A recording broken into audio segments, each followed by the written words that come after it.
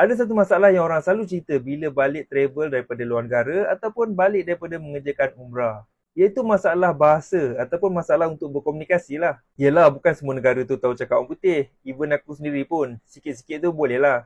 Jadi sebab itulah Lenovo ada keluarkan satu earbud dengan teknologi AI yang boleh direct translate sehingga 134 bahasa yang korang boleh pilih. Dia punya translation pula secara real time ataupun secara live lah.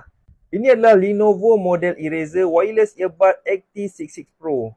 Yang mana earbud ni datang siap dengan app khas dia iaitu Semi, yang korang boleh download dekat Play Store ataupun App Store. Kalau tak jumpa, korang boleh scan je QR code yang telah disediakan dalam user manual ni.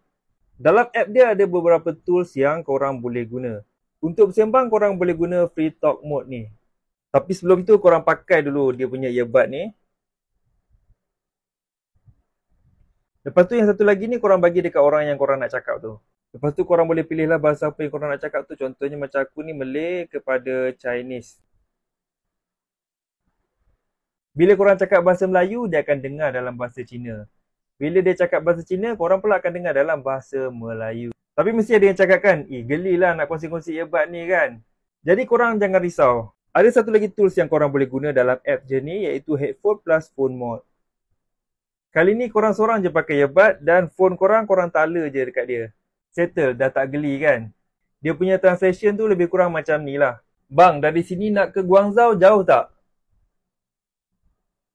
从这里到广州远吗？ Nak pergi ke sana ada public transport tak?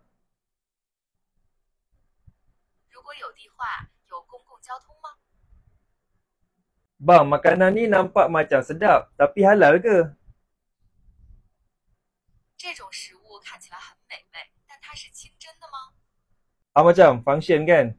Selain daripada Free Talk Mode dengan Headphone plus Phone Mode ni, macam yang korang boleh lihat, ada juga AI Chat Mode, Translation Machine Mode dan juga Photo Translation Mode yang tak kurang juga hebatnya. Dari segi design, macam yang korang boleh nampak ni, jenis open ear yang fleksibel sesuai dengan pelbagai jenis saiz telinga. Dan semestinya lebih selamat berbanding dengan in-ear earbud, terutamanya bila berada di persekitaran terbuka. Bateri dia pula sekali charge penuh boleh guna sampai 4 jam. Selain daripada fungsi sebagai translator, korang juga boleh gunakan earbud ni macam earbud yang biasa. Boleh buat layan lagu ataupun buat layan movie masa tengah travel tu.